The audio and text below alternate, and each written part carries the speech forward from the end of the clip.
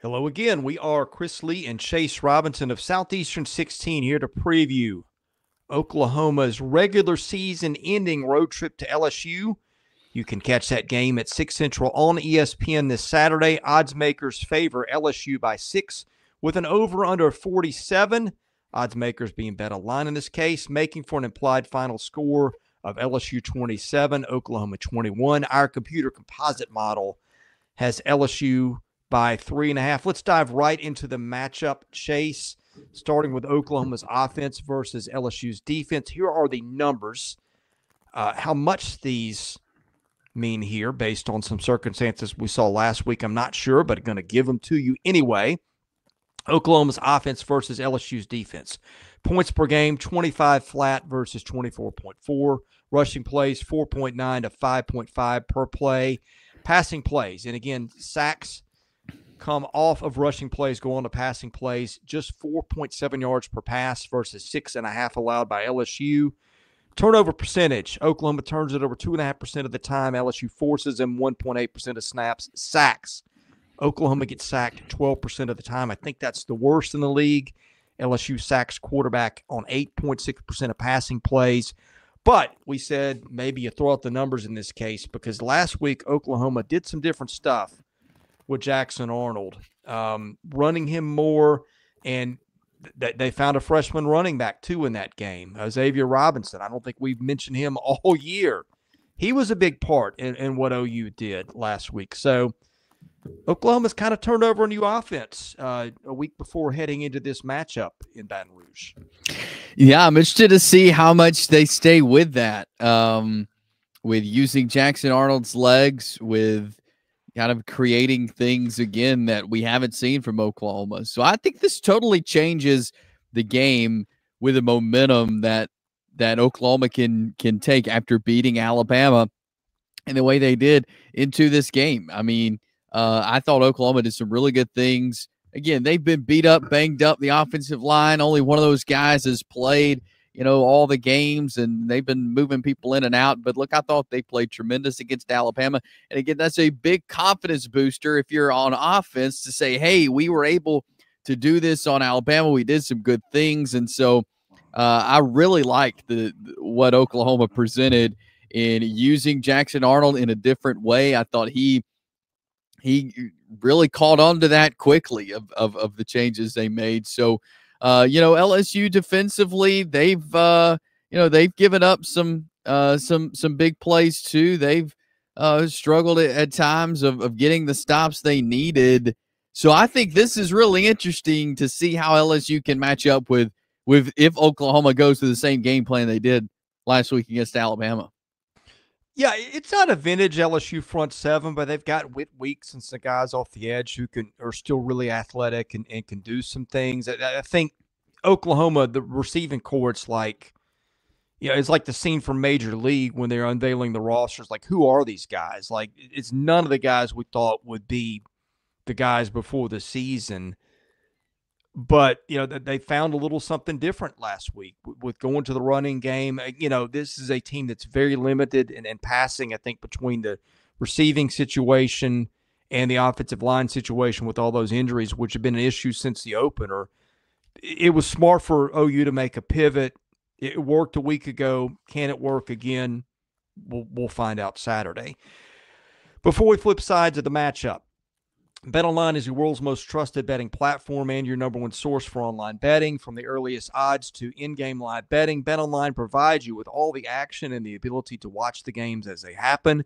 With the largest selection of odds on everything from football, NBA, and college basketball, NHL to UFC and MMA, head to BetOnline today. Get in on the action with America's most trusted site for online wagering. BetOnline, the game starts here. All right, let's flip sides of the matchup. Oklahoma's defense versus LSU's offense. In that order, here are the numbers. Points per game, 20.2 to 28.6. Yards per rushing play, Oklahoma really stout against the run. 3.6 versus 4.6. Passing plays, 5.9 to 7.1. Turnover rate, Oklahoma forces turnovers 2.8% of the time. That's one of the top rates in the SEC. LSU turns it over 1.8% of the time. Sacks, 9.5% to just 2.7%. And, boy, you take the Florida game out of that. LSU's giving up sacks on something like 1% of passing plays. It's crazy. What do we make of this side of the matchup, which I think would be strength on strength when it comes to both of these teams? Yeah, I mean, Oklahoma defensively, we knew that they would be good going in. They had the personnel. But again, going off what the last time we saw Oklahoma against Alabama, defense looked tremendous, and that's been the side of the ball that's kept Oklahoma in games and kept it competitive. I really like the defense, and so yeah, this is going to be interesting to see what Garrett Nussmeier could do against these guys if they're able to generate a run. I feel like LSU has been able to run better as of late, but again, this Oklahoma defense has been good at stopping the run. They were good at stopping it Saturday against Alabama. Billy Bowman, Danny Stutzman, all these guys defensively for Oklahoma have just been solid. They've been solid all season. And so LSU's going to have to get some big plays on Oklahoma. They're going to have to get into that secondary. Garrett Nussmeier is going to have some time to throw as well. Offensive line needs to be ready, but this is an interesting side because I feel like it's going to come down to if LSU wants to win, getting some big plays. I think back again to, not to keep going back to Alabama, Oklahoma, but that's the last time we've seen the Sooners and Alabama where they were able to get a few, big plays over the middle, pass plays going. If LSU is able to do that, I think they can get through this Oklahoma defense, but I really like the way Oklahoma stops the run. Yeah, LSU's running game has been really hit and miss. I thought Josh Williams ran well in spots a week ago. Caden Durham has kind of emerged as not the feature back, but their best back. He was okay a week ago against Vanderbilt. I think LSU with Anderson and Lacy and Mason Taylor and Nussmeier, that the passing attack and the way they were able to protect him, I think most weeks they're going to be a handful for anybody. To me, it's that running game, which is where Oklahoma's really thrived in stopping the run, that is going to be worth really watching, maybe the biggest matchup of the game. All right, Chase, let's get to picks and why. We'll start with you. What I saw from Oklahoma Saturday against Alabama really opened my eyes to, hey, these guys, they have a chance. They're starting to bring things together.